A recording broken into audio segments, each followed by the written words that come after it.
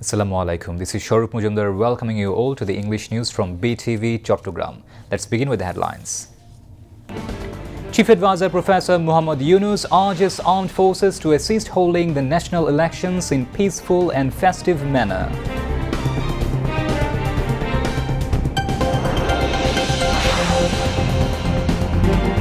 No fear of sabotage, centering Victory Day, says Home Affairs Advisor.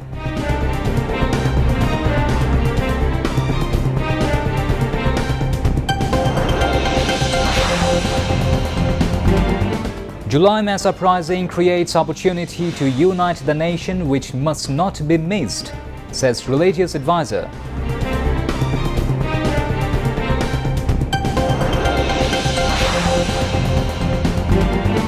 BNP's Secretary General calls upon work together to institutionalize democracy in the country.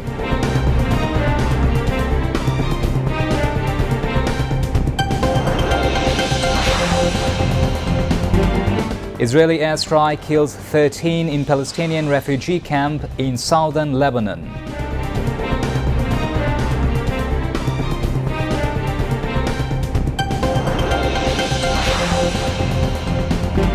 And Bangladesh collect 292 runs for 4 after first day of second test of 2-match series against Ireland in Mirpur.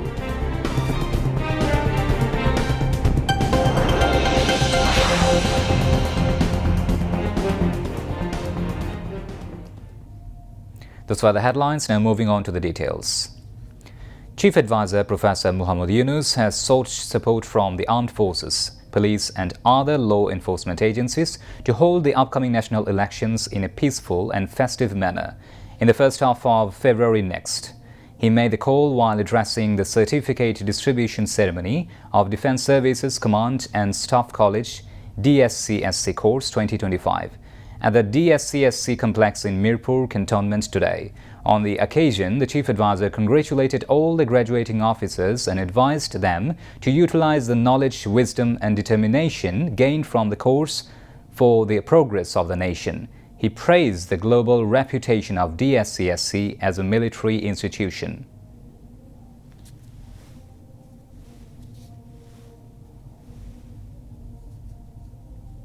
Interim government decided to continue to bring law and order with the support from the police and armed forces. It was not easy either. When we committed ourselves to undertake a big agenda, interim government, of reform, the simple thing said we are not going back to where we are coming from. Then it's useless for all this bloodshed and the sacrifices of life and the limbs, families losing their sons and their daughters or getting maimed, unless we build the country of our dream. So that was the process of reform. So we undertook a big project of reform. We know what to do. Reform is one thing, but to know what exactly which has to be done so that we don't make mistakes again. Then the question of trial. Those who have done this terrible thing to us must be brought to the justice. So they were brought to the justice. Then the election. So now the time for election, we are looking forward to it. And we announced the date for February, first half of February. Again, we need the support from our armed forces, from our police, in law enforcing agencies, all types. Because it is a big undertaking coming from an uprising, moving to an election, which will be peaceful, kind of celebration, mood of happiness and being together, still expressing their own desires and aspirations. Commandant of the Defence Services Command and Staff College, Major General Chaudhry Muhammad Azizul Haq Hazari, delivered the welcome speech at the event. Chief Advisor Professor Muhammad Yunus signed the visitors' book. He participated in a photo session with the graduates of DSC-SC Course 2025. The Chief Advisor also exchanged greetings with the invited guests and graduates. Chief Election Commissioner A.M.M. Nasiruddin has said that the Election Commission is determined to hold a free and fair election. If voters turn out at polling centres in the expected numbers, no one will dare to create unrest, he said. The CEC said this today while delivering his welcome address at the second phase of dialogue with registered political parties ahead of the 13th national election. The dialogue was held at the conference room of the Election Commission headquarters in the capital's Agargaon. The Chief Election Commissioner presided over the meeting while Election Commissioners, Senior Secretary of the Commission and leaders from BNP, BJP, Gano Adhikar Parishad, Nagorik Oikko, Bangladesh Republican Party and Basat Marxist attended the talks. Earlier in the morning, leaders of Bangladesh Jamaat Islami, Bangladesh Minority Janata Party, Insaniyat Biplab Bangladesh National Citizen Party, Ganashanghoti Andolon, National Democratic Movement and Bangladesh Labour Party took part in the dialogue. The Chief Election Commissioner said that not only the Election Commission but the political parties as well are committed to ensuring a fair, peaceful and acceptable election. He also urged the political parties to motivate grassroots people to participate actively in the electoral process. There is no fear of any sabotage in the country centering Victory Day, said Home Affairs Advisor, retired Lieutenant General Jahangir Alam Chaudhry. He made the remarks today while speaking to journalists at the Secretariat after an inter-ministerial meeting on overall security measures ahead of the observance of Victory Day 2025. Home Ministry Senior Secretary Nasimul Ghoni and Special Assistant to the Chief Advisor Muhammad Khodabox Chaudhry were present at the time. Referring to the verdict announcing the death sentence of Sheikh Hasina in a crimes against humanity case, the advisor said that no unrest has arisen anywhere in the country following the verdict, and similarly, there is no possibility of any unwanted situation during the Victory Day 2025 celebrations. He added that this year too, Victory Day programs will be celebrated in the same manner as before. Prosecutor Mizanul Islam has expressed hope that the trial proceedings in the case of crimes against humanity filed against former MP Saiful Islam and 16 others for burning 6 bodies in Ashulia suburb during the July mass uprising, along with 7 murderers, will be completed by December 15th. He made this remark today after the testimony of the prosecution witness, Inspector of Police Sheikh Abzalul Haq, was completed. On the 18th day of the proceedings, the testimony of this prosecution witness, S.I. Sheikh Abzalul Haq, concluded before the 3-member Judicial Panel of International Crimes Tribunal 2, headed by Justice Nazrul Islam Chaudhry. The other members of the tribunal are retired District and Sessions Judge Muhammad Manzurul Bashid and District and Sessions Judge Nur Muhammad Shahriar Kabir. Afterwards, S.I. Abzalul Haq was cross-examined by the defense lawyers, following which prosecutor Mizanul Islam briefed the journalists. He said that prosecution witness S.I. Abzalul Haq apologized to the martyr families and to the tribunal. Meanwhile, in the case filed over the killings of 6 people in Dhaka's Chankarpur during the July mass uprising, the second day of testimony by the case's Chief Investigation Officer, Muhammad Munirul Islam, has concluded. The testimony began this morning before the 3-member judicial panel led by Justice Ghulam Murtuja Mujumdar. Once the testimony and cross-examination of the Chief Investigation Officer are completed, only the arguments phase will remain. After that, the date for the verdict will be set. Earlier on November 12th, the Chief Investigating Officer gave his statement on the first day. Prior to that, on November 9th, testimony of the case's Special Investigation Officer and Prosecutor Tanvir Hassan Johar was completed. So far, International Crimes Tribunal 1 has completed the testimony of 25 witnesses in this case.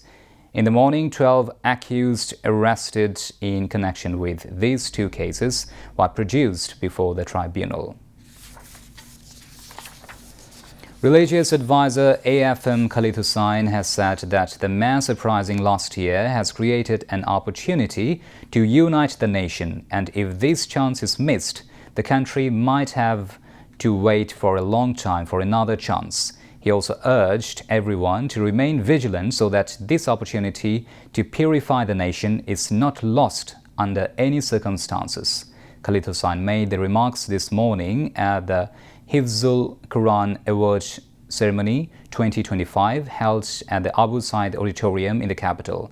The advisor informed that more verdicts may be delivered by the International Crimes Tribunal. Referring to preparations ahead of the next parliamentary election, he said the government is taking all necessary measures and is sincerely committed to restoring the country to a democratic path. The interim government wants to deliver a free, fair and peaceful election with the cooperation of political parties, he added. Congratulating the winners of the Hifzul Quran competition, the religious affairs advisor said many Islamic-minded individuals in the country have now reached respectable positions, which has become a cause of discomfort for some. These narrow-minded groups are spreading propaganda against Islamic-minded people, he observed.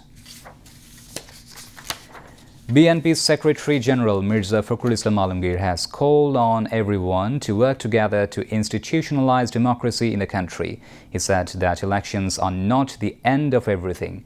Through elections, a democratic culture must be built and democratic institutions must be strengthened. He made these remarks today at the unveiling ceremony of the book BNP in the Mass Uprising of 24, organized by BNP's National Research Center (NRC) at a hotel in the capital. The BNP Secretary General urged the government to investigate whether a certain quarter is deliberately trying to divert the verdict against Sheikh Hasina in a different direction.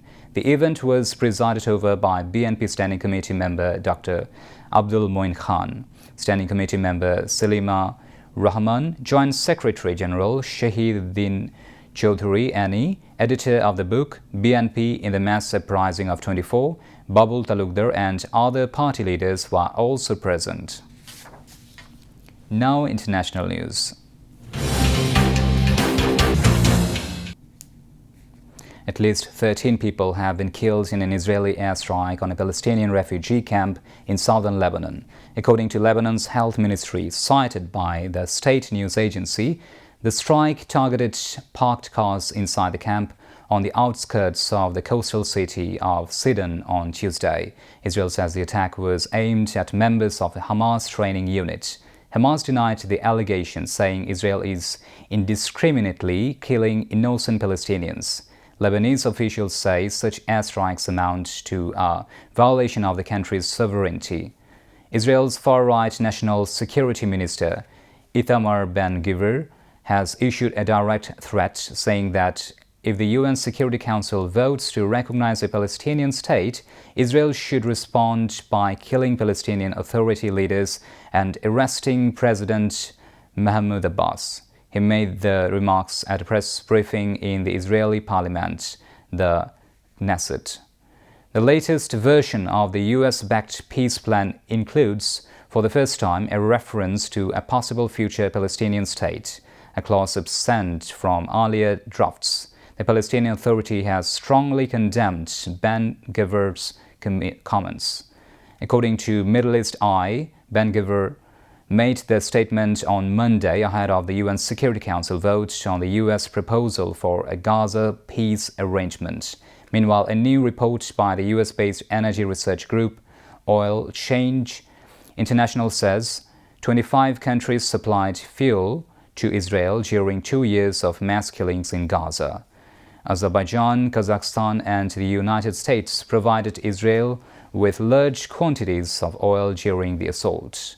The issue was also discussed at the UN Climate Summit in Brazil during the release of a report titled Behind the Barrel.